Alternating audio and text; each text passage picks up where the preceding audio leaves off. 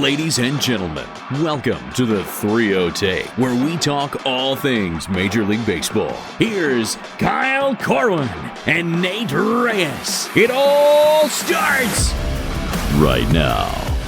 Welcome back to the 3-0 Take, presented by SeatGeek. This is episode 335. I'll be your host, Kyle Corwin. I'm here with my co-host, Nate Reyes. Yeah. Nate. What's up? Happy end of January. Another month down. 1 month closer to the good stuff. I think we already touched on this at some point over the last couple weeks, but resolutions for you? No? No, it was so we did like a solid January. We're That's about to right. head out to a That's wedding right. in California, and so yeah, we were just like, let's just be real solid for a good month. And yeah, it was pretty good. Pretty happy with it.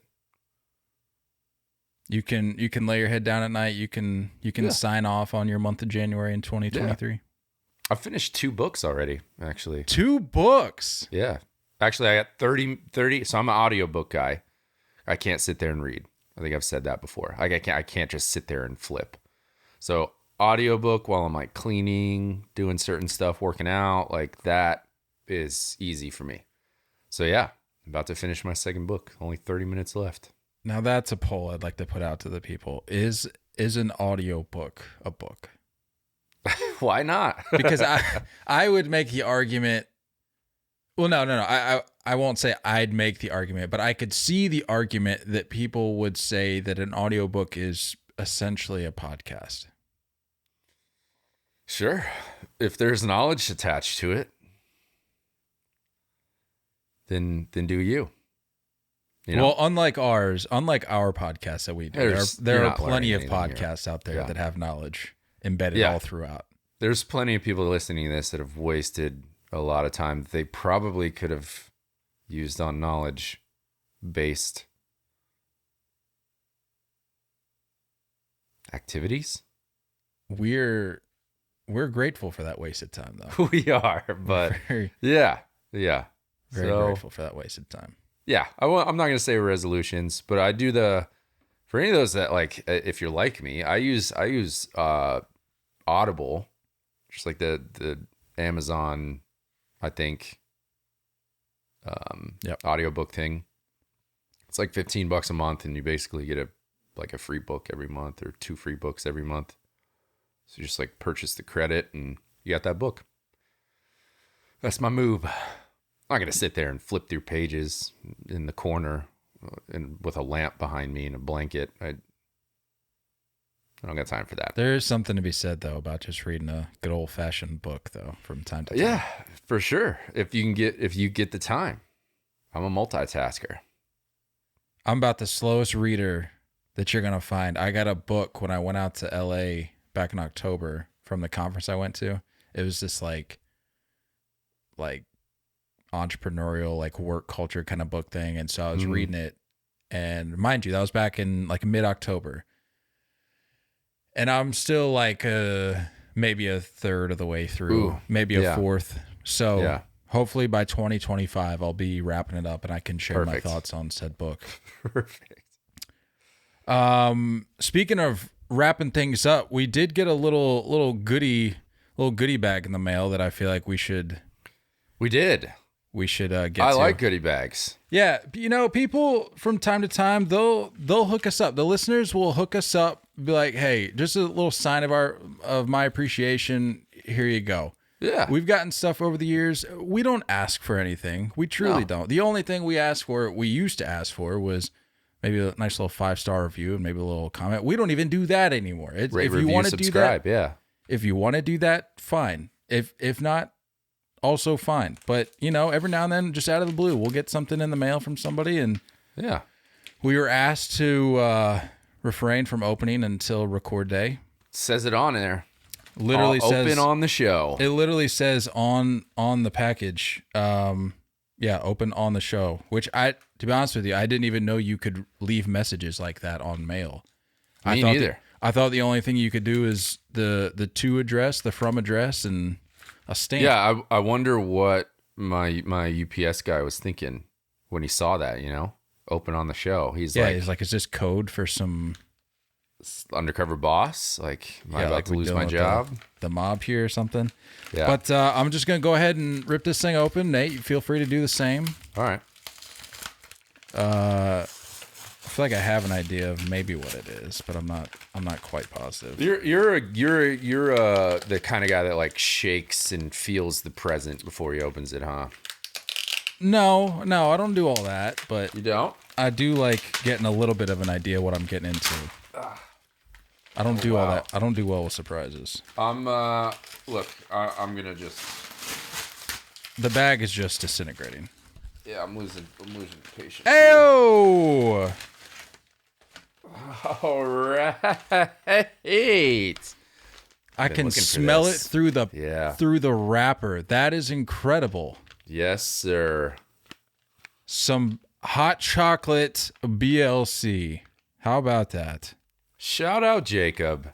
I mentioned that I hadn't had it before, and I legitimately could not find it, but our guy Jacob went out and tracked it down and sent it our way. How about that? Appreciate you, Jacob. Much love, brother. Keep up the good work. And he tossed in a Go Braves. Well, I don't know about that, but yeah, I don't know about that. Oh, I mean, that's fine. I guess you get the note. I don't get it. I don't get a note. That's cool. yeah. That's fine, Jacob. Much love anyway. Sucker. I mean, if you're gonna send us something, at least include a handwritten note. Hot chocolate. We've been waiting for stationery. this. Should we Let's just rip it open. Should we just get in there? Yeah, we don't need to belabor this because I know there's nobody on the face of this earth that wants to sit here and listen to us chew gum, but I just want to try it because I've been waiting for months. The smell is there.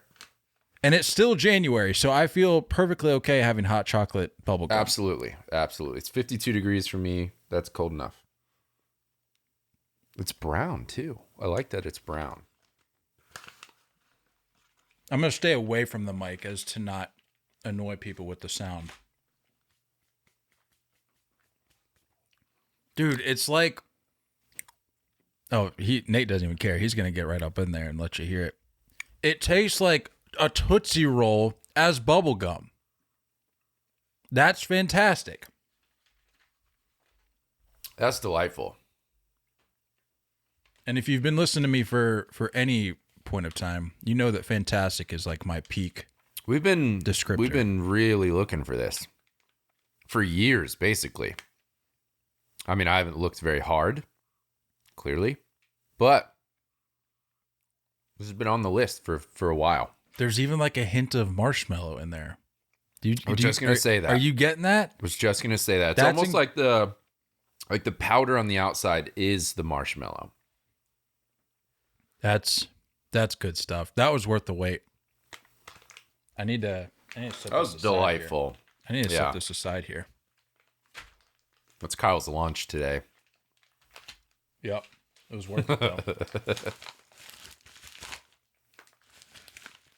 Yeah. I'm a fan. All right. All done? All done. What an experience that was. Thank you, Jacob. Thank you, Jacob. Love some good old BLC.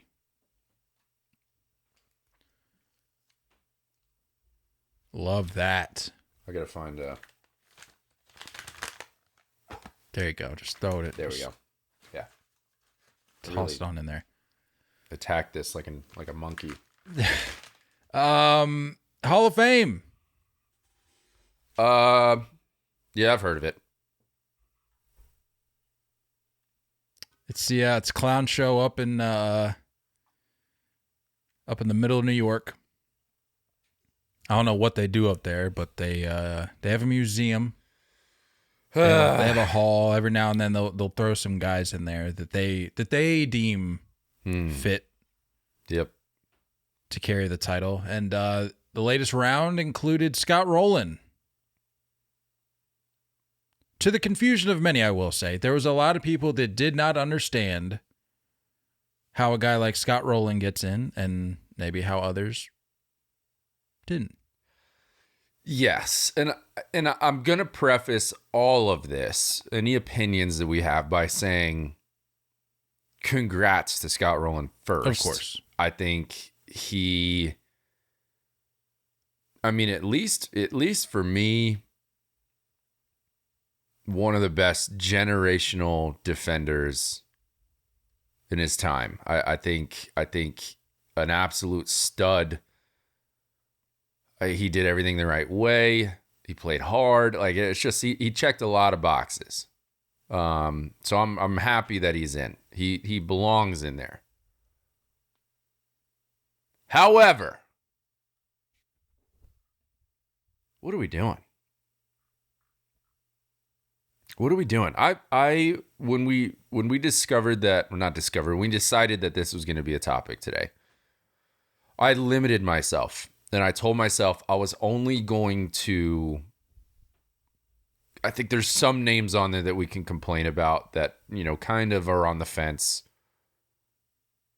To me, there's one name that just, it doesn't add up as to why they're not in, as to what the struggle is. But if you want to go in, do you got the numbers you want to read to people, percentages or anything? Some people that were close, some people that are officially off. I didn't have those up, but I can pull them up. I know. I thought you were prepared. My bad. Well, I got his numbers. I don't have. The percentages. All right, percentages. We got Scott Rolen getting in at 76.3. Todd Helton coming in second, 72.2. Billy Wagner, I believe he's a Virginia boy, 68.1. Andrew Jones, 58.1. Gary Sheffield, 55. Carlos Beltran, 46.5. Jeff Kent, 46.5. I believe Jeff Kent is now off the ballot. Alex Rodriguez at 35.7. Manny Ramirez at 33.2. And rounding out the top 10, Omar Vizquel at 19.5.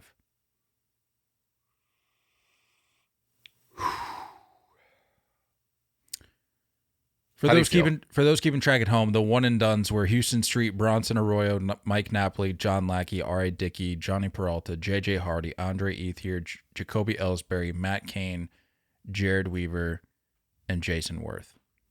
I think I agree with all the one and dones. Sure. Solid players throughout their for the most part their whole career. I just there's tiers, right? And I think they had good careers, and I'm grateful for watching them. But not everybody can be a Hall of Famer, so I'm okay with those names. But there are some names that, well, mainly just one name that I think I have an issue with. Andrew Jones, dude. Like, what am I missing? I don't know, dude. Andrew Jones is, to me, the only statistic that I need to read is, what is it? It's, I just posted about it the other day. I want to pull this up because I don't want to misspeak because of how impressive to me that this statistic is. Players with at least 400 home runs and 10 Gold Glove awards in MLB history. Willie Mays, Hall of Fame. Mike Schmidt, Hall of Fame. Ken Griffey Jr., Hall of Fame. Andrew Jones. What are we doing? I don't get it. I mean, you're exactly right. 434 home runs, 1,200 RBIs, 150 swipes. I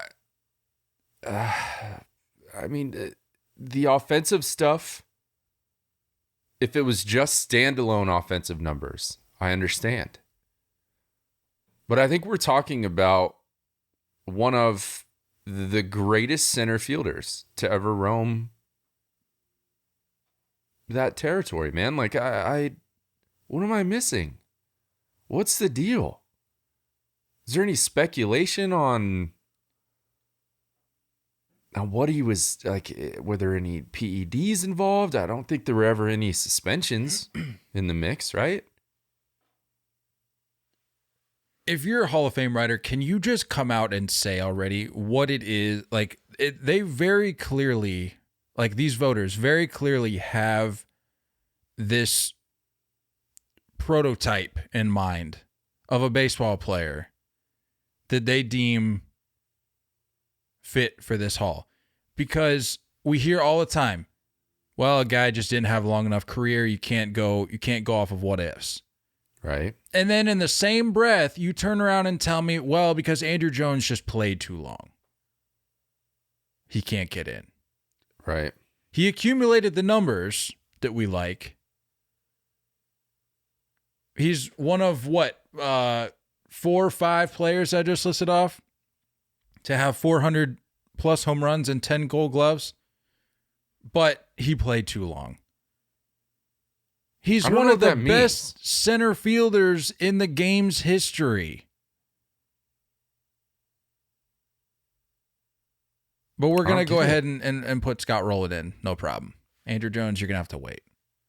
And again, nothing against Scott Rolen. It's nothing against him. It's nothing. I mean, as far as for the war monsters out there, Scott Rolen was at a 70. Andrew Jones is at a 62 and change. 100 less hits, but 100 more home runs. You know what I'm saying? So it's just like, I don't, if Scott Rolen is that generational defensive, just absolute model of what you want to be, and the offensive numbers can't stand alone, why isn't that same standard used for Andrew Jones? I don't get it. Yeah, 434 home runs for Jones to Scott's 316. He hit 254 to Roland's 281. 1289 for RBIs to 1287 for Scott Rolen. And I know these are more just like the traditional statistics, but like... Yeah. I know. The OPS plus was 111 for Andrew Jones, 122 for Scott Rolen. So it's just, I don't understand. I don't know what I'm missing. I don't understand. The thing that's not making sense to me is we're punishing these guys for unpunishable things, if that makes sense. Like we already talked about, on this very podcast a number of years ago when Edgar Martinez was on the fence. We're like, you are literally punishing this guy for being one of the best at a position that your sport implemented. Right. He's not going out of his way to create a position for himself. It's part of the game, and that was the role that he filled, and he was one of the best at it. Some would say the best. And then you look at a guy like Todd Helton. That I literally just pulled up his numbers, and I'm equally as lost. It's like these are stadiums that are approved by your league. That's what I'm saying. Your league chose to put a team in Denver, and I. Like, why are you punishing a guy to go there? You don't build Coors Field and then be like, wow, this is really high up. These numbers don't count. This is probably going to help the baseball a little bit. Like, you know where Denver is before you put a team there. Of the numbers, by the way, just to, again, wake some people up a little bit, Todd Helton has over 2,500 hits. Way more than both the names we've been talking about. 1,400 RBIs. A positive walk to strikeout ratio. 1,300 and change to 1,100 and change. A 953 OPS. A 133 OPS plus. And to be honest with you, the 3 gold gloves probably could have been higher. I was in Denver watching him firsthand towards the end of his career, and I'm telling you, there were not many to do it better at first base.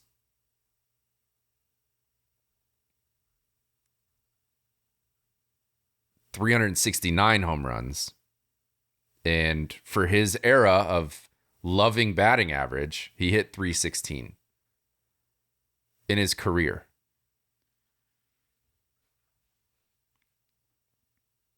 But I suppose one of those teams that you chose to put in that location is just not eligible. Not eligible. It's a disgrace. It really is.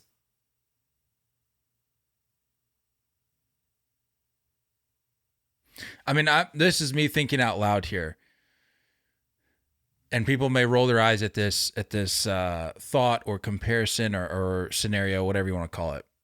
But if we're going to start taking Coors Field into account, and I understand that there's an inherent advantage there, I get that. But again, league approved. Right.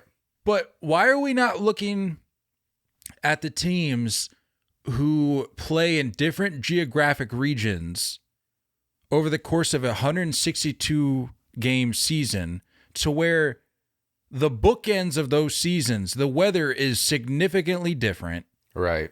You're going to tell me that a guy playing in Boston in April has the same advantage offensively or defensively or on the mound, whatever, as a guy playing in Florida in April? Now, I know we're just talking about, at that point, we're really just talking about temperature and maybe the occasional weekend of bad weather. But understood. But think about this over the time frame of a career. Say someone spends their entire career like Todd Helton in Colorado, and you're talking about weather for the month of April for his whole career. 1 month a year for 18, 19 years, that totals up to be quite a bit of time. You're exactly right. You're exactly right. I don't understand if we can just have this like sweeping declaration to completely write off certain guys and blame them for it. It doesn't make sense to me. Until we have 30, or once expansion gets here, 32, however many teams are going to be in the league down the road. Once we get to a point where all teams across the league are playing in a domed, controlled environment, I don't want to hear anything about Coors Field. Right. Because the guys in Miami have it a little better off for the bookends of the season than a guy playing in Boston or New York or even Philly. That's just reality of it. And I know that's not like based in science, or it doesn't probably appeal to the show me the data crowd. It's just common sense. I mean, look, yeah, I mean, it's everywhere. I mean, Chicago, Minnesota, Pittsburgh, the Midwest gets cold. Kansas City, St. Louis. There's plenty of cities that are dealing with this. And again, if you are going to look at everything big picture, and that guy being in that place big picture, I mean, that's a full season, basically, maybe 2 seasons spent in bad weather. But sorry, elevation. Sorry, your home runs don't count. Apparently they did, because it helped eliminate other teams during their season. It racked up other guys' ERA. It just doesn't make any sense. So if there's, I think writers and baseball in general, if this continues, the Rockies are only going to last so long in Denver. Players aren't going to want to go there. What's the point of signing a long-term contract there if you're not going to get recognized as one of the best to ever do it just because of the location? I mean, we've already had pitchers more than outspoken about the realities of pitching in Coors Field. So I think eventually these guys are gonna catch on, if they haven't caught on already, and be like, I don't want to go there. No. And I mean, we're talking expansions. Like, I know Mexico City's in the list. That's elevated too. What are you going to do about that? We have these numbers to That's what OPS Plus is. It's adjusted for the stadiums. So how does a guy with a higher OPS than Scott Rolen not get in? Todd Helton's road OPS is as good as Scott Rolen's career OPS. It does not add up. It doesn't add up.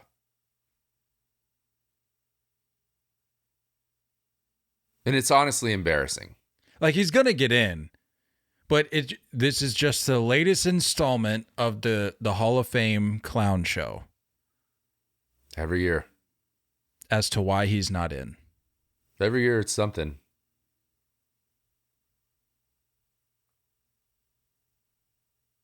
Every year. The voting needs to change. I mean, I think Spilly out there in the Rockies broadcast team, I think with our guy Drew, I think he put it best. He put out a tweet following the results. He said, "I'm pissed, honestly, for any player that has put on a Rockies uniform. Our time playing at Coors has been discredited. The best player in franchise history and probably the best player you've played with can't earn the respect of writers who've never watched you play." Like, at some point, we have to incorporate the weight of the opinions of people that played with these guys, against these guys. Right. Or at the very least, have watched them. Not these young bucks that just come up and get handed a laptop and say, "Hey, go cover some baseball. Numbers. Go read some numbers."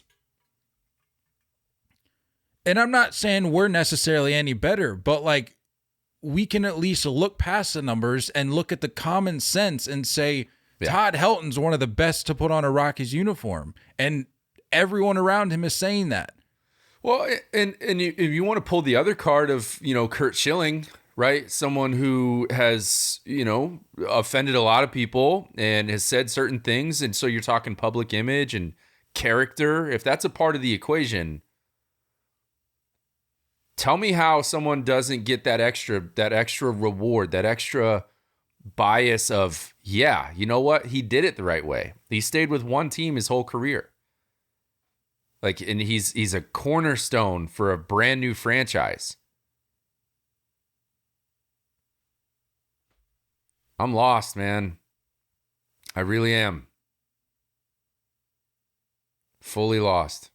So I think I'm out on awards and I'm out on Hall of Fame. I don't even want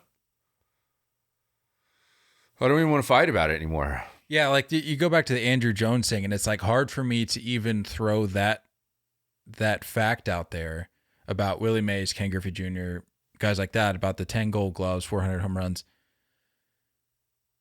because of how low I view these awards now. And I'd like to believe that the awards that were handed out at that point were given with a different agenda or a different motivation. I'd like to think they were more pure, but you just don't know.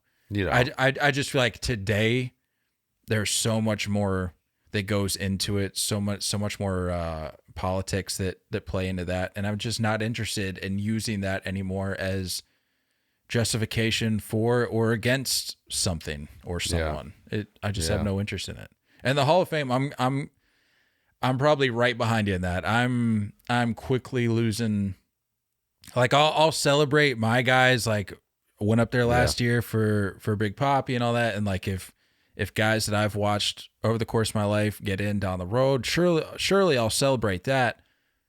But as an entity, I'm losing interest real fast on what it is and what it represents, because it's not the Hall of Fame. It's the Hall of writers' opinions. Yep. Yeah. Involve current, former players, involve front offices, involve coaches, like involve them into the voting system somehow, some way. And it doesn't have to be, I mean, give them a certain percentage, right? It doesn't have to be 100% of the vote, but have them a part of the equation. I mean, they do have that committee, though. Sure, but it's what, 5-6 guys deep? It's not it's not. Like it's not. How do you get a consensus with under 10 the breakdown guys? is not what it should be. Like No. the writers in this situation still hold far too much weight. Way too much. And honestly, like with the steroid stuff and guys who didn't, guys who did, just give them their own wing. I'm at that point too. Just give them their own section. That entire era had this all over the place. It's still a part of baseball history. You got to tell the story. Like, you have to acknowledge the fact that it's a part of the story. You can't just pretend that it didn't happen. So for all these people, I understand why you're upset why certain guys aren't in there, i.e. Barry Bonds, Alex Rodriguez, whoever you want to grab from that list. I understand. I understand your frustration. I don't fully agree with them being in and acknowledged the same way other guys should be acknowledged, but give them their own section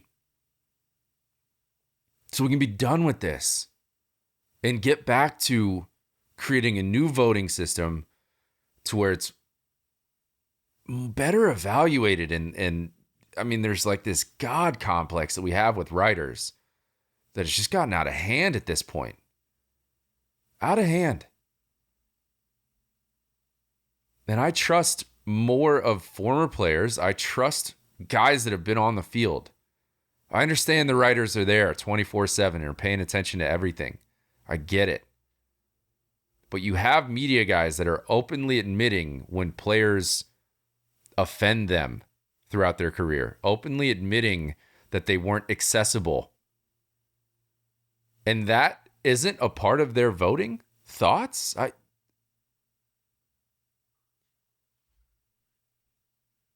Should be pretty easy to put that stuff aside, but they don't. And so I'm over it, man. I really am. I think I'm with you. I'll celebrate when guys get in that I like, that I'm happy about. And again, hats off to Scott Rolen. I loved growing up watching him. There's just not too many better third basemen out there that have ever played the game. So super happy for him. But it's pretty much a disgrace. And while we're at it, throw Pete Rose into his own little section too. Whatever you want to do for that. Just enough. If these players that these voters refuse to put in, if their thought process is that they tainted the game and in turn tainted the voting Hall of Fame process, could you not then turn around and make the same argument that these writers are tainting the Hall of Fame with their biases, with their discriminations, whatever you want to call it, against these guys? Like, where does the God complex stop? Yeah. It doesn't make it. I just don't get it. The BBWAA is just a joke. Yep. Just a joke. Looking ahead, I know we just got done saying that we're pretty much done with it, but let's look ahead just real quick here to the 2024 ballot. Some names that pop out. Adrian Beltre. No. A lock. If he doesn't get in, I'm not kidding. I don't want to talk about the Hall of Fame ever again. Like, I can't handle it.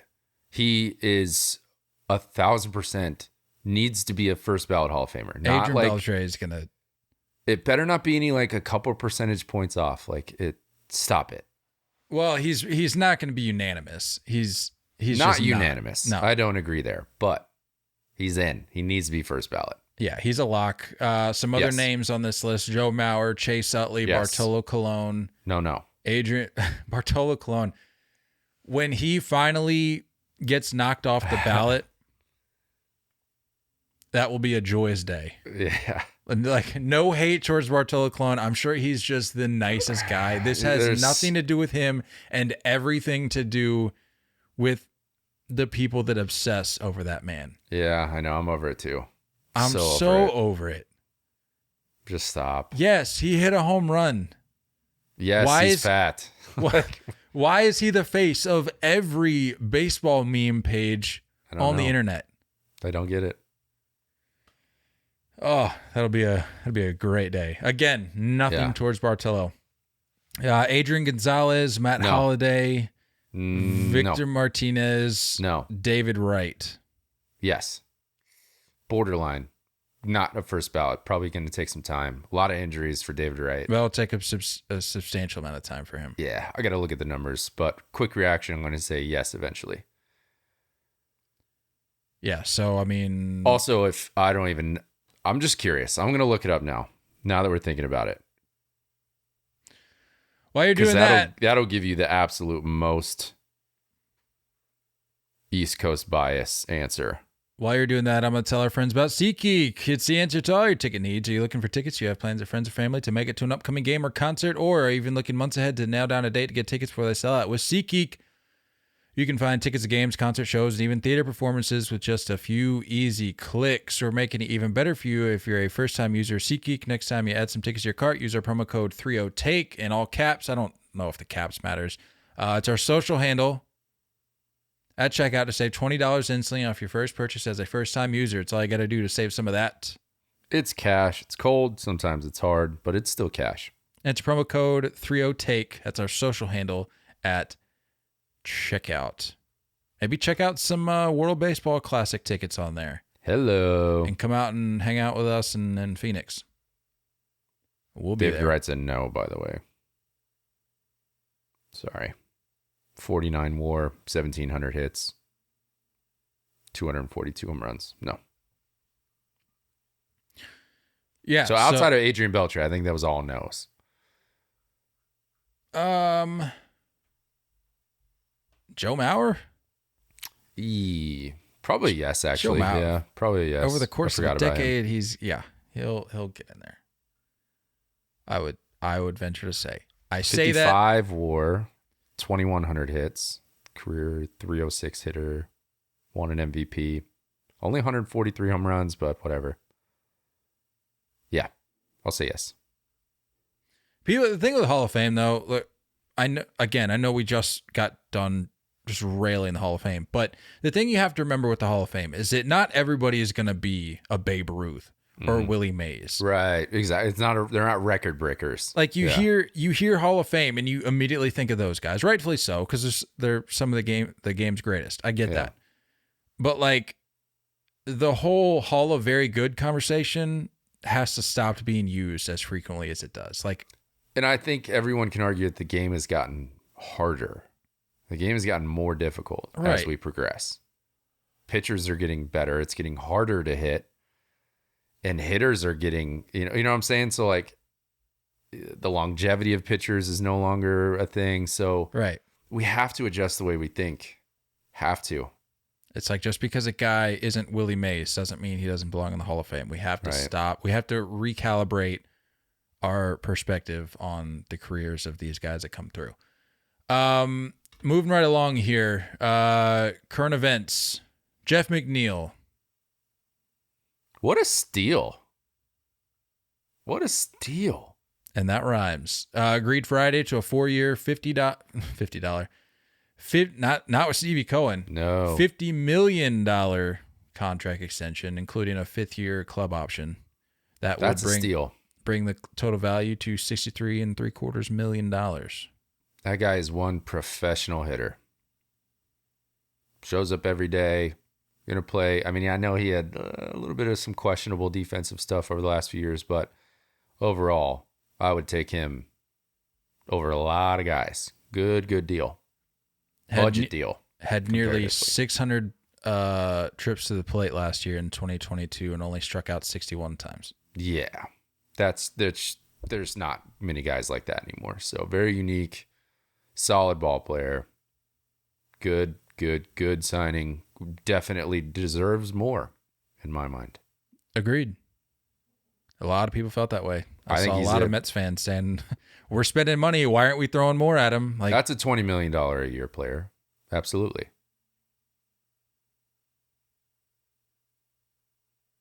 That's interesting. I mean, it's the same argument that people have been saying if Cody Bellinger's getting 18 or 20. Yeah, what is that? 50 over 4? That's like 12 and a half or something like that. 12? Yeah. Good math. It's no good. No good. 12 and a half for a guy that struck out 62 times or 61 times. Yeah. I mean, I know it's not all about your K to walk ratio, but like that has to play into it somehow. Like he's obviously doing something productive. Yeah. Even if he's not mashing 60 home runs a year, like That he's guy's doing a something. True asset. That is a true asset of a player. Brandon Nimmo too. That's another guy with the Mets where it's like, why are we not valuing these types of players more? Like, why is that value gone down the drain? I don't know. It's odd to me that like I know that those conversations are saying, hey, well, this is to make sure we can take care of the rest of the roster, but like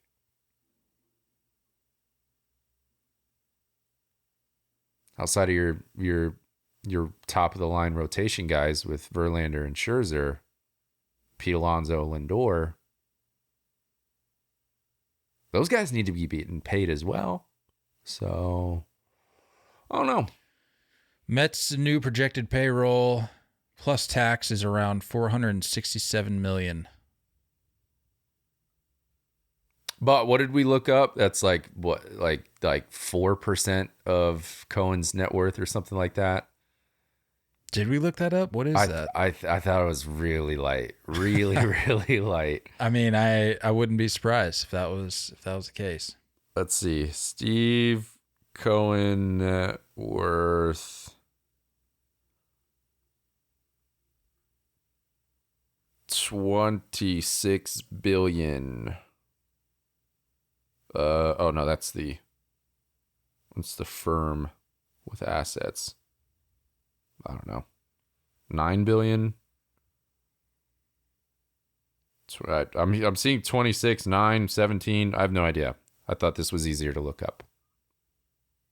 I'm going to say it's 2.3 trillion. As of April 8th, 2022, Steve Cohen's net worth is approximately $17.4 billion. It's almost a year ago. So yeah, 400 milli, whatever. I heard this this crazy analogy, the difference between $1 million and $1 billion. I saw it. I'm sure other people have seen it on social media, but it was like 1 million seconds is like 11 days or something like that. 1 billion seconds is 30 years. I did see this. And then 1 trillion was like 30,000 BC or something. Yeah, or like dude. 3,000 BC. I did see that. Like, whoa. So I don't think he really cares. Moral of the story. Hold on. I got to look at something. Doing a little research? What do you got? Sorry. Just some real life stuff. I got a little notification on Facebook Marketplace that somebody messaged back and said that the item that I had inquired about was available. So I needed to check to see if this was one of the ones that the wife passed along. Another free TV or what? No, but the TV life continues to roll on, man. I'm getting TVs now from people, trying them out, see if they work, like trying some fixes, doing some hard resets, fixing some wires, see if they work. If they don't, I'll flip them for like $30-$50. Like it's nothing. And then you flip the working ones for a couple hundred. Oh yeah, You got a $200. little side hustle going. I'm selling one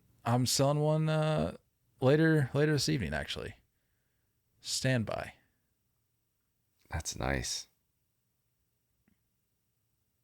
The Northern Virginia market. It's insane, dude. Be aware. Be aware. Why can I not find this? Stand by. Yeah, I mean, if you've ever spent any time on Marketplace, you got to pounce. So, Dude, that stuff, I mean, the good stuff goes right away. I just got to be real with you guys. It's almost like when you see something that's posted like 2 weeks ago, you're like, oh, clearly there's something wrong with it because no one swooped Clearly up. this has been sold and the person just forgot to take it down. Yeah. 2 weeks, that's a long time. pretty sure this is the one.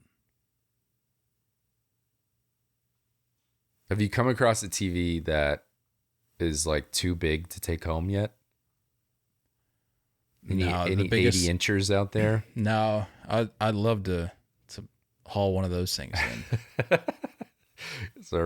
It's a big catch right there. Yeah, it's like I'm looking for the freaking like Yeti or the deep sea fishing for some TVs. It's like a legend that you tell your friends and family. It's the Moby Dick of TVs. The Yandy Diaz contract, the Rays, man, making some splashes over the last number of days. Yandy Diaz, for their standards, For their standards, yeah, splashes. Yeah, I mean they're not they're not bad. No, they're good deals. I think they're pretty good deals. I mean they're not Braves highway robbery deals, but I mean they're right. There's only so many people that can do that, though. Only so many, and there's really just one. Yandy Diaz, Jeffrey Springs, Pete Fairbanks. I think I'm most intrigued, if I'm being honest with you, by the Jeffrey Springs deal. I think very this guy underrated name. Very solid. Very, very good. I think he was like at least a top 10 reliever last year. Dude. At least. Can I admit something? I have a confession to make. This man was with the Boston Red Sox in 20. And you had no idea. He was acquired from Boston in 2021 in February. And I had no idea. Well, there's probably a good reason we gave him up then, because if didn't even. Did you see the transaction? Catch my radar. Did I see the transaction? What do you mean? I mean, was it, did you guys get something in return? Was there a trade there, or is that just here are your walking papers and go put up stud numbers with our division rival? Let's look at that, because I saw a picture of him pop up and he was wearing a Red Sox shirt. I said that's photoshopped, and then it turns out no, clearly wasn't. That's fake. Rays trade catcher Ronaldo Hernandez for left-handed pitcher Jeffrey Springs. Sorry, Ronaldo. I don't know who you are. Do you know who Ronaldo is? He must. I wonder if he turned into a trade piece. Flipped for something else. Look, man, I'm just being honest. I'm not going to pretend like I know every name that comes through the pipe. No one or does. that I'm paying attention. Come on. Yeah, no one does. But, yeah, good for the Rays. Good signing. Yandy Diaz, too. I like him. Solid. Really solid. Picked his, I think he picked his game up defensively last year. I know that's kind of been the biggest knock on him, but the offensive numbers there for sure. Production is absolutely there. Solid piece. And he's yoked. You seen that guy's biceps? Dude's jacked. Which little teaser. We're gonna be doing MLB Man Crushes draft at the conclusion of these conversations. Yeah. Yandy Diaz, 3-year, $24 million deal, includes a club option for the fourth season, or the fourth year in 2026. Jeffrey Springs, 4-year, $31 million extension that could be worth $65 3/4 over 5 seasons. And Pete Fairbanks, 3-year for $12 million. That's like your favorite guy. You're a big Pete Fairbanks guy. Can't stand him. Why doesn't he blink? Who does he think he is? Pete Fairbanks. Why? I think he's good, but he's not like, you know what I mean? I think if you feel like you're that tough, if you feel like you're so tough that you can't blink, you better be really good. I think he's okay. I mean, he is pretty good. Ended the year with 22 scoreless. Whatever. A guy likes to punch out. I'm just a hater on him, honestly. Hey, I mean, there's nothing else attached to it. I'm just a hater. Yeah, honestly, that's key. Yeah. That's good awareness right there. Yeah. Not trying to hide it. And that's what we do here at the 3-0 Take. We're just honest up front, and at times haters. Exactly. We had a whole not a lot of people remember the Manny Machado era. Not many people remember that. That ran deep. That ran deep. For those, if you're just now getting on board with us, like within the last year or so, maybe even 2, we ran giveaways. We did. When this guy would make an error. Yeah. And I think I had some sort of notification or alert in my phone set up to let me know, because I wasn't able to watch every game, obviously, to let me know when this made an error. And then immediately we would just go right into a giveaway on social media. That's how deep it ran. Like, it wasn't just like, oh, this guy's a bum. Like, no, we're going to celebrate and reward other people for your mistakes. But we've since done a full 180 on this guy. I would almost say we're nearing Team Machado status. We're nearing, being fans, which is weird. So, Pete, you're not out of the water yet, pal. Pete's just gotta behave on the mound, and maybe Nate will become a fan. Gleyber Torres. Tell me what you're thinking here with this. Do you? I think I may have already asked you this. Do you think Gleyber Torres is on the Yankees come opening day?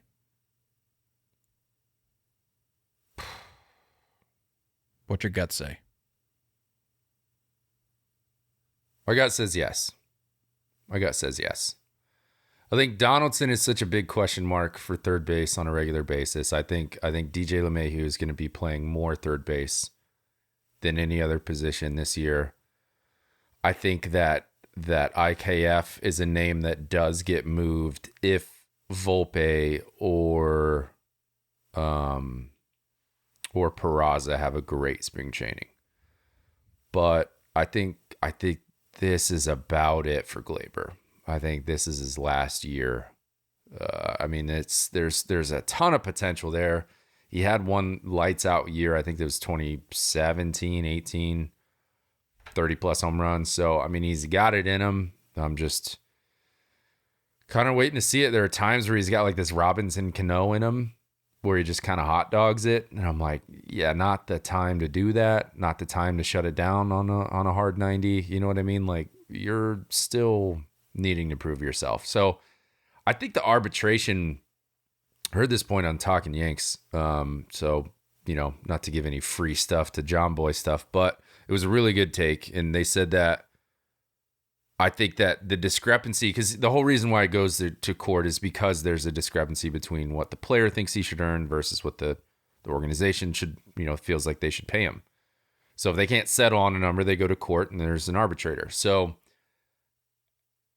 I think that the number was so close, it was almost like, and the take was that they went to court to like air out the dirty laundry. So the Yankees can just come in and say, here's why you're not worth this. These are things that you've done. And I know it sounds like, whoa, this is pretty harsh. But every team does this with a lot of players. So this is a normal part of the process. But it was almost like they went to court on purpose to air out feelings, just like, hey, this is what we feel about you. You tell us how you feel, and we'll settle on the number. We'll get you the number you're looking for, but we need to air some stuff out. You just need a formal setting for it. Yeah, I think there were some things that needed to be said. So I'm hoping this kind of just kicks it into gear for Gleyber, and I do hope that we see what everyone has been expecting. So, but we'll see. I do think he's with the Yankees for the 2023 season. I think there's other names that'll get moved before him, but it is a possibility. I've said it before. I'll say it again. I'll go to my grave thinking that the arbitration process is the most bizarre thing. It's really strange in any sport. Yeah. Hey, here's all the reasons we think you suck. Can't wait to see you opening day. Yeah. Now we're gonna go put out a random tweet highlighting all of your home runs from last year. Yeah. But by the way, you suck until the series over, and then we love you. But for right now, we hate you. And this is where like certain players, I mean, you see certain players that just like absolutely can't wait to leave after that meeting. You know, they can't wait to be gone. It's tough, man. I can't imagine going through that process, but there are times where the organization is right and the player is wrong. And I think one of these times is right now. The Yankees are right. Gleyber's got a lot of stuff to fix, a lot of stuff to focus on, but we'll see. We shall see. Cole Irvin, acquired from the Oakland A's, headed to Baltimore. I like this. I like depth this piece. Move. Yeah, they need rotation help. They need any kind of help they can get with pitching. So, yes, good move. Cole Irvin was a solid acquisition for me in fantasy, as was Jeffrey Springs at times. I'm excited for fantasy, by the way. It's been a minute. It's getting me going a little bit. Getting me fired up. We got to figure out what we're doing this year. We'll lock it down. Because it's basically February, and that means pitchers and catchers are going to be reporting here in a matter of no time. So we got to get on that. I like this move for the Orioles, but I will go into this season wishing that they had done more. Or at least had done more with the moves that they had made. Like if you're going to go into the offseason, if you're the Orioles, if you're going into the offseason following 2022 saying we're going to make X amount of moves. Because a lot of teams do that. They're going, we're not going to overextend ourselves beyond this many dollars or this number of moves. But if you're the Orioles, I just wish you would have had a little bit more bite to some of these moves. I mean, you made moves, made some acquisitions, you improved your team, I think. But just after last year, you gotta feed that. Even, I don't know, would you agree with this? And I'm sure the people that are much smarter than me in these front offices would disagree. But if you're in the front office or the ownership group, and even if you don't, in your heart of hearts, believe that you can follow up, like if you're the Orioles, that you can follow up what they did last year, because they gave us a heck of a run down the stretch last year, and that was fun to watch. Even if you don't, in your heart of hearts, believe that you can follow that up, why would you not at least feed into that and feed into the success that you saw last year and give your fans something to rally behind to keep the ball rolling? I mean, I'll play a little devil's advocate here. I think that they're in a tough position they had success with young talent. I don't think you really want to ship any of those guys away. So if you want to hold on to them, you have to pretty much look to the free agent market. If you're looking at the free agent market, I think a lot of those guys were over their budget of what they were looking to spend. Do they need to pick up their budget a little bit? Yeah, I'm with you on there. That's what I'm saying. I understand. I see what they're doing. I mean, they're trying to do it as in a budgetary way. But yeah, you're right. At a certain point, like it's, I think if you feed the buzz, like you're going to get your money back. You know what I mean? You feed the buzz that's starting to build around Baltimore. You know, tickets are going to go up. Merchandise can start going up in price, and you know you're going to meet your money standards. So I don't know. I think there's certain owners that just don't really care about a return on investment. It's strange. That's a whole different conversation. Guess so. Yeah, I don't know. I truly, when I was saying that was not a bit. Like, I truly thought that Trey Turner was like an excellent fit for them. And I was like, if you're gonna spend money, if you're willing to open up the checkbook for one guy, and that's understandable because you're not a team that's known for spending a lot of money. I get it. But like, if this is the year, you look at Adley, Gunnar, guys like that, and you're like, okay, let's keep pushing the chips in. Go get a guy like Trey Turner. Yeah. And you didn't even really come close. elsewhere in the free agent market, but I don't know. Yeah. We'll see. Maybe they want to see what they have in Gunner. See if this is, a full-time big league shortstop or not.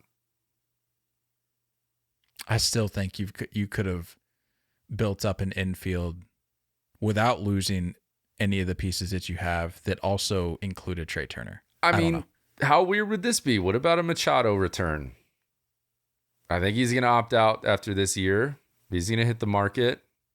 I mean, if you're talking about spending Trey Turner money, what if you brought Machado back? That'd be wild. That would be wild.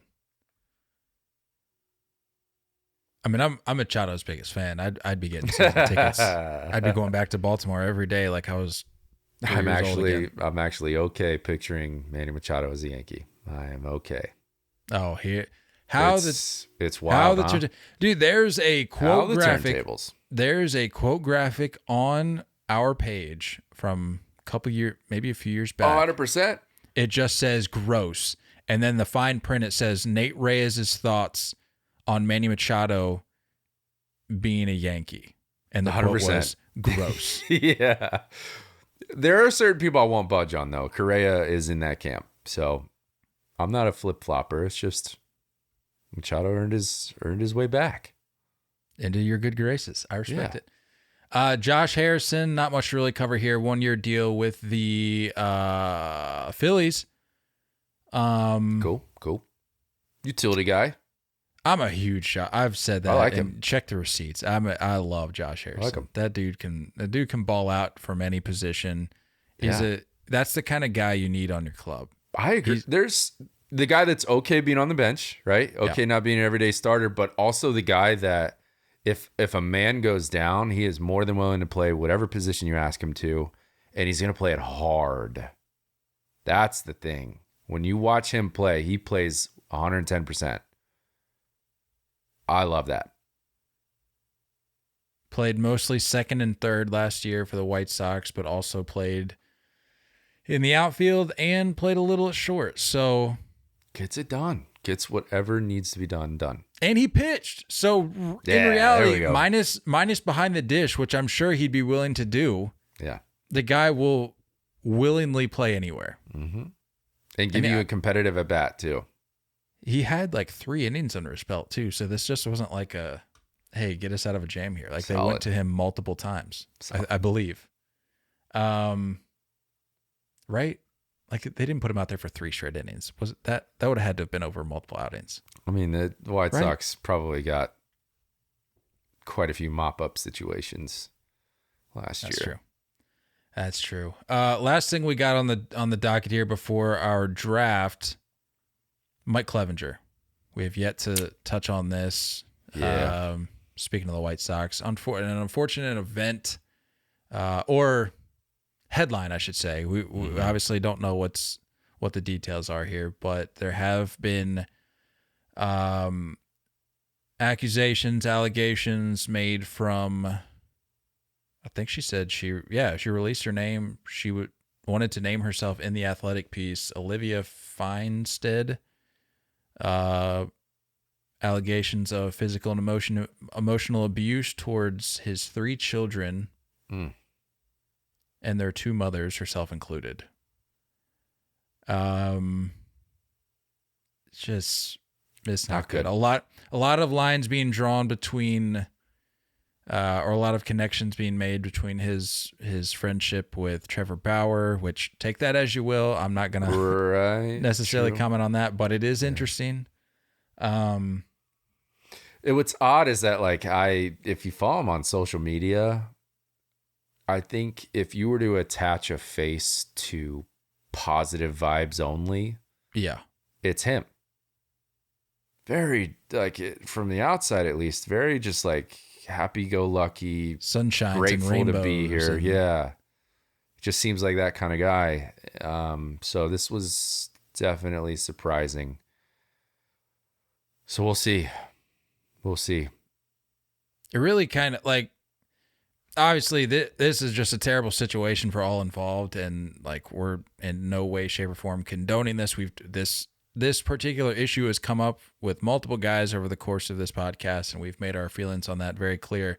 Yeah. But it's just interesting how it kind of reveals to you the interesting sides or the dynamics of humanity. Like you were just saying, you've got somebody that on the outside, happy-go-lucky, sunshines, rainbows, positive vibes, peace signs, this and that, Bob Marley lyrics, just all the stuff that would make you think like, all right, seems like he's got his house in order. But in reality, if these things end up being true, proven in court, yada, yada, yada, it shows you that people, regardless how much money they're making, regardless how popular they may be amongst a fan base or a group of people, that like people on all corners of the world are dealing with something behind closed doors. And I don't know, I just feel like there's some takeaways there, but at the end of the day, not good. Yeah. It's tough for the White Sox too. I mean, you just acquired him, and then you got to be dealing with this. It's kind of a buy low situation, right? He's been dealing with some injuries the last few years, and it was one of those like, buy low, high reward situations. And this really just kind of throws a wrench into some things. And for a team that is ready to quickly move on from last year and try to flip the script a little bit, this is a tough distraction. So I do, kind of hope and pray that the family's okay, and, hopefully everything will end up all right. But yeah, I think, you guys understand, probably feel a certain way or a similar way that this is never okay. It's never acceptable. So how things shake out is hopefully the proper way. With that said, you got anything else current event wise that we need to run through, or do you want to shift gears here and jump into the draft? Speaking of flipping the script, let's get it back on the fun side. We didn't do a draft last week because we were with Ryan. Yeah. Not that there's anything wrong with Ryan being on and doing a draft. I just opt not to do a draft when there's 3 people, because that would just make a very challenging video editing project for me. So then you got to come up with like 15 picks. I'm not trying to do that. So we are finally getting to the long-awaited Man Crushes episode. Current players only. So with that said, let me pull up the results of the last draft, which I already know you won it, but I just as routine would have it, I want to give the breakdown for the votes. Our last draft was MLB as an NFL roster draft, so we were assigning MLB players to NFL positions, and Nate's team won by a breakdown of 78-22. So yeah, that's great. And I think that was solely because of the Daniel Vogelbach pick. I'm convinced. Could have been 100% could have been. I would agree with you. I think this draft is a little more subjective. So objective? Subjective, I think. Subjective. There's a couple I would argue that are objective, but yeah, because you got a lot of handsome dudes out there, and handsome dudes in the league. Yeah, I'm not proud of how quickly I came up with this list. I'll go ahead and say that. I mean, what did I tell you before we hopped on? I said this'll somehow be the draft that I win to then flip the first pick back to me. But at what cost? Yeah. I just don't know if it's worth it. So maybe I just maybe punt on this one. Maybe to protect myself here, I'll just punt on this one. I'll give you the dub. Man. Maybe we don't even do the draft. And I'll just hand you the dub, and we keep the ball rolling. All right. But all right. Just for the sake of content, let's go ahead and kick off MLB Man Crushes draft, pick 1, Nate. The floor is yours. Perfect. And just for my list, I can't speak for yours. This is mostly about looks. It's less about like the overall talent. Oh, you know it's what zero I mean? about talent. Yeah. Cool. Just wanted to establish that. We're going looks, we're going swagger, we're going the flow on the noggin. I mean, right, exactly. There's a lot of play here, and the talent is not one of them. Yeah. Well, number 1 overall pick. I don't think too many people can disagree. It's Bryce Harper. The long beard, the no beard, the long hair, the buzz cut. Just a good looking man. The drip is always there. The confidence is always there. I think it makes a lot of sense. Love him or hate him, you got to acknowledge that's a bad man. Fair? This is what the 100th draft in which you've stolen my first round pick. That's fine. I'm going right off the top here. Tyler Glass now. That is a handsome fella. Slipped the list up here. That's good. That is a handsome dude right there. And I know we said talent doesn't play into it, but when you can throw 100 miles an hour, it's not a bad addition to the package. Huge. The full baseball. package. Baseball looks like an egg in his hand. That is a tall dude and a handsome dude. I know you're not a big Peaky Blinders guy. No, he looks like Cillian Murphy and Peaky Blinders. Like him. Well, yeah. It's just like him. It's wild. Unbelievable. Stunt double for sure. I'm sure there's a good foot height difference, but we can, change the camera angle a little bit. All about perspective. A lot of lettuce too. A lot of lettuce in that bowl. Yep. There's a lot of locks there. Well, speaking of lettuce, arguably the best hair in baseball. Dansby Swanson, number 2. It's overrated. Just got the off the field drip is there too. I don't know if you've ever paid attention to that. Yeah, I like those. Yeah. Have you seen those like where they put the camera up in the tunnel with like players walking through before a game? Yeah. And they ask the question where like the player will come up and read it and then answer. Yep. And that was one of them. I saw that from the Braves like during the postseason. They were like best dressed. Every one of them said Dansby. Wow. So, he's got the swag. He's got the drip. I don't know if you saw the wedding pictures. Looks fire in the suit. Yeah. I think that's an understandable pick. That's a good one. Number 2 for me, keeping the AL East here. Former teammate of Tyler Glass, now Kevin Kiermaier. That's I was hoping I could get him a little bit later in the draft. Come on. I thought about going number 1 overall with him. You want to talk about handsome? Yeah. You get lost swimming in those eyes, man. It's true. It is true. What are we talking about here? Yeah. Very, very true. That's just unbelievable. I honestly, that might win you this thing.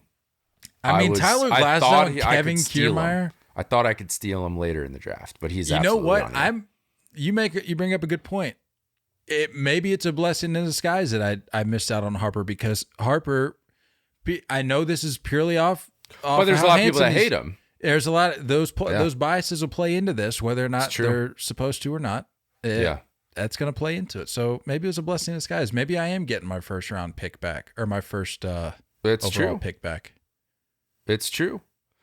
All right. Well, I'm going 3rd pick. The guy's absolutely just yoked. The tat game. I know you're not a tattoo guy. I got tattoos, but I think that there's a certain amount of guys that can pull that off. No, don't. And he does it so well, and he's just absolutely yoked. I'm sure you've seen the walk off where they tear the jersey off of him, and he looks like a superhero. Tyler O'Neill. Oh, okay. That's not who I was going with. All right. We're back in this thing. All right. Tyler O'Neill, 3rd pick. I mean, he's just absolutely chiseled. So, yeah. That's a good pick. Thanks. That's a solid pick. Appreciate that. But would people still feel the same way about him if the Cardinals did not capture that series of pictures following that walk-off that one year? You know, that's just, it's in a different universe. This universe, we've got that. So we've got that on the records. We've got the evidence. So I don't need to worry about the ifs. I'm curious. I can't even think of who you're going with because you thought that I was stealing your guy. I don't even know who you have. I may be misremembering, but I think one of these particular individuals, well, I don't want to give too much, but I think there was some overlap there. And I thought you were maybe going a different direction, but you didn't. You actually went with a guy that wasn't even on my list. So, okay. Which we thought might happen. There's potential for that. Yeah. I'm going to go with, and tell me this doesn't play into it. We're not talking talent here. We're not talking on the field stuff. Tell me that you would not impress somebody if you told them that you were a knight in Aruba. That, my friends, is Xander Bogaerts. A handsome dude. Yeah. Knows multiple languages and is a knight in Aruba. That's solid. That's a good pick. I mean, that's the whole deal there. You've got a guy that's making crazy money, one of the best shortstops in the game. Again, that's on the field. Mm-hmm. But you take that into account, that's a good-looking fella. Mm-hmm. He can woo you in multiple languages. You can wine and dine you in whatever language you need. You have to refer to him as Sir Xander Bogaerts. I'm sorry, but that at 3, come on. Yeah. And we can talk about Kevin Kiermaier's eyes all you want, but you can go swimming in those eyes with Xander too. That's fair. If we're I think this could be a real close battle. I really do. Hey, baseball players, we can clean up. We can clean up pretty nice. Yeah. What are we at? 4? This is 4 for you. I got a lot of names on here. I'm just trying to narrow things down. You know, you mentioned eyes, and I think we got to get the youth involved a little bit more. That next generation coming up. Came onto the scene in the home run derby. Julio Rodriguez is Good looking guy, dude. That's a great pick. The drip on the All-Star red carpet. That guy, yeah.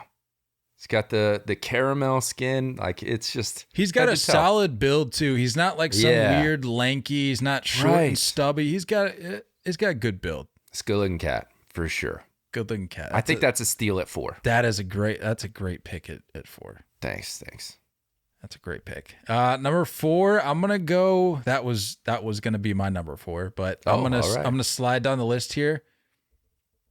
I'm gonna go, and this is who I thought you were going with, and there may not be tattoos in this scenario. I can't remember if he has them or not. I think he does. I'm pretty sure he does.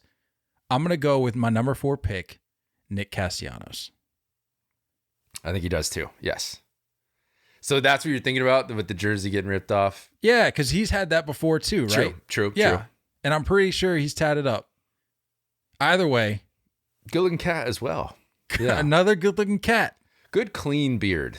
Beard. I think there's a trend here. If you can clean up nice with the facial hair, that's a good look. Fair. That's fair. The loose and straggly and all that. Yeah, that's me. Can't do it.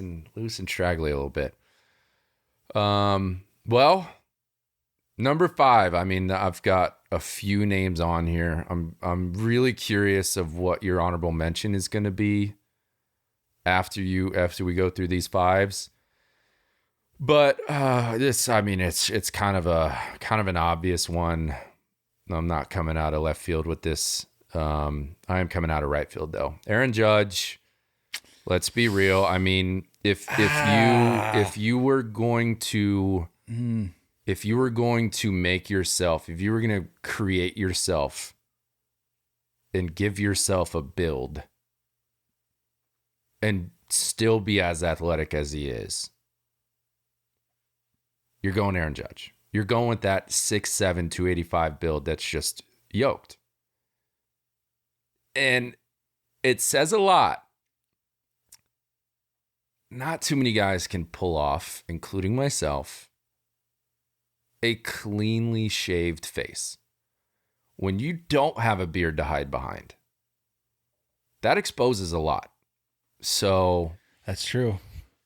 The man does clean shaven very well.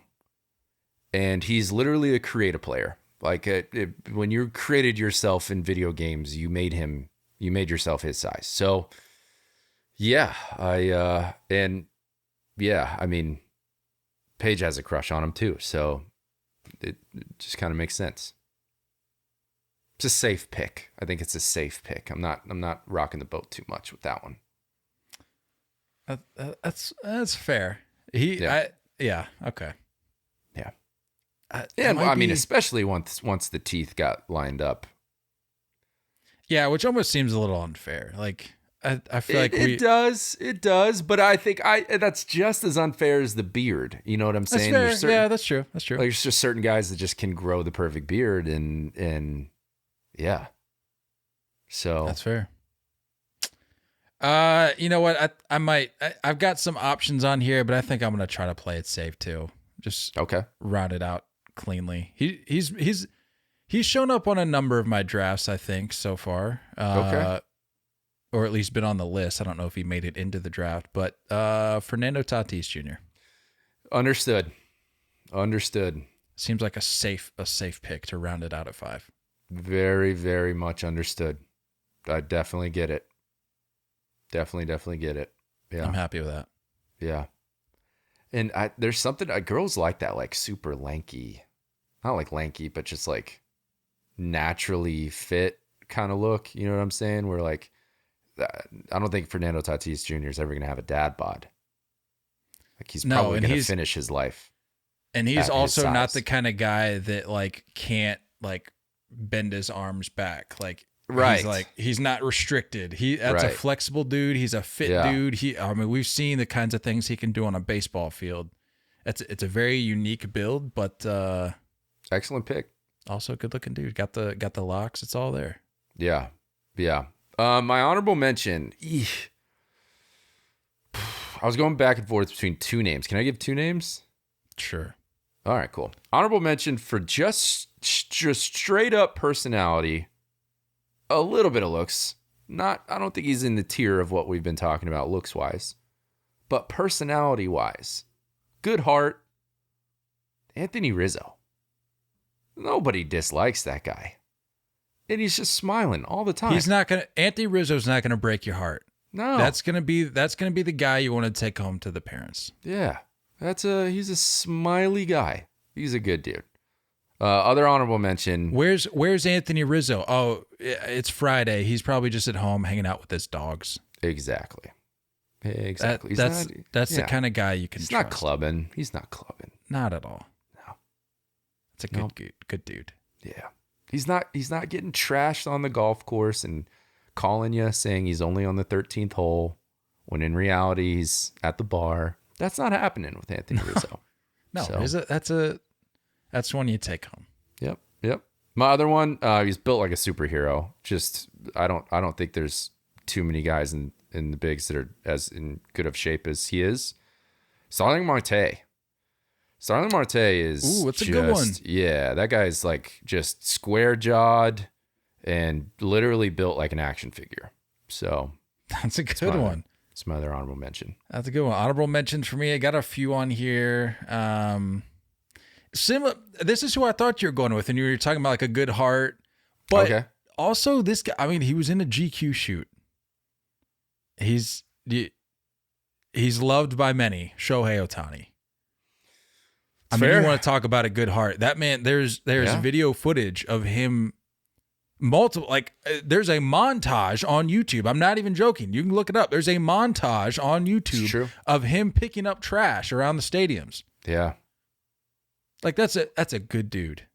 I'm sure there's an entire nation of ladies that would happily be with him. Absolutely. And the dude's got freaking pythons, man. He is in that too. GQ shoot. Yeah. Like it's under the radar. he doesn't show it off, but that dude's yoked. That's fair. And That's then fair. my other one, just a dashing young fellow, Tim Anderson. Yeah. Just a real charmer. That's true. A real He charmer. bugs the hell out of me, but I see what you're saying about the looks for sure. And I threw my guy Bobby Witt Jr. on there because you got business in the front, party in the back. I'm all about it. Yeah. All right. This is gonna be a close one. This is gonna be a close one. I don't know if I have this one in the bag. I don't know. I would say, since you've gone on this run of having the first overall pick, I would say of the draft since then, or over that time, this is probably the one I feel most confident about. But again, at what cost? Yeah. Like, what does that say about me? Well, here's one thing I think our listeners should do. I think if you have a lady in your life, I think that before you vote on which list, I think you get the lady involved. I think you ask her what she sees, what she thinks. See if that gives you the answers you're looking for. Really put some thought into this vote. That's what I'm saying. And whatever you do, please don't just watch the story that I post. Yeah, watch the whole thing or listen to the whole thing. Or listen to the whole thing and then make your vote on the story. Right. Obviously, we're elaborating a lot more during the pod than in the reel. So for sure. Yeah, I agree. I'm not putting up like a 20-minute reel about. It exposes a lot of us. It exposes a lot of our thought process, which, I think the people that are willing to listen love us for that. But I don't think the whole world would understand it. They wouldn't get it. No. They don't. The rest of the world doesn't know us like the 3-0 listeners know us. No. The You're chasers. Right. It's true. That's all I got. We got a 3-0 change up dropping this week. Keep an eye out for that. Yee. I think moving forward though, I don't know if we'll announce it. Maybe we will, maybe we won't. I don't know. Might just drop them randomly, but I'm going to give you guys the luxury of knowing when this week's coming out, and it's good. It's coming out this week. Yeah. It's a good one. Yeah. We're I think when Nate came to me with this idea, I think the idea was to have these things be like 25 to 40 minutes, somewhere in that range, probably 30-minute sweet spot. We go, I'm pretty sure, like double that for this one. Yep. Yeah. Can't promise this length for all topics, but this one, I mean, you couldn't cut short. This one, everything that needed to be said was said. If you know us, you understand it. You get it. You will get it. Yeah. But that's the next time you hear from us. We'll be talking baseball next week. Recap on the chalkboard stuff. Hit us up on Chalkboard. Yes, link is in our bio. You can download the app. You can download it for iPhones or Androids now. And it should take you right to our channel. If it doesn't, or our board, if it doesn't, just search us. You'll find us on there. Yeah. And then there'll be a little channel there where, there are multiple things on there you can dabble in. We got some fantasy stuff, got some betting stuff that'll obviously pick up once the season gets going. We got some general just MLB talk where you can throw your observations. Got a hot takes thing. And then at the bottom there should be a little channel that says 3-0 change-up topics.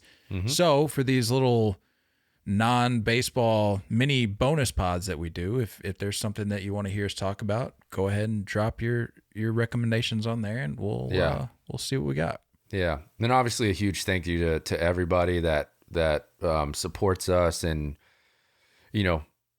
just gets involved and does this kind of stuff. And, that's why we're able to do what we do. It's why we're able to talk about the things we're able to talk about and deliver it to you, in a pretty fun and amazing way. So thank you again. But yeah, definitely continue to help us out. We've got some stuff in the works. We got some stuff that we're planning, and it really is a huge help. So appreciate you guys. Yeah, it goes without saying, but we're going to say it anyway. We definitely love you guys, and we do not take the support for granted. We're literally, this podcast was built on the people followed and engaged with and commented on and all that stuff with us. So we definitely would not be here without you guys. So I feel like we don't mention it enough, but when it comes up like this, I feel like we got to show them some love. So definitely love you guys. And like I said, you'll be hearing from us next on the 3-0 Change Up. And as a reminder, those are non-baseball little bonus pods. We just talk about the most random non-baseball things. So you'll be hearing from us on that coming up soon this week. And then we'll be talking baseball the following week. So that's all I got, unless you got anything else. Nope. Let's get out of here. That's it. That's it for me. Don't go chasing curveballs. We love y'all, and as always, looking forward to talking more baseball with you guys soon. Until next time, stay filthy.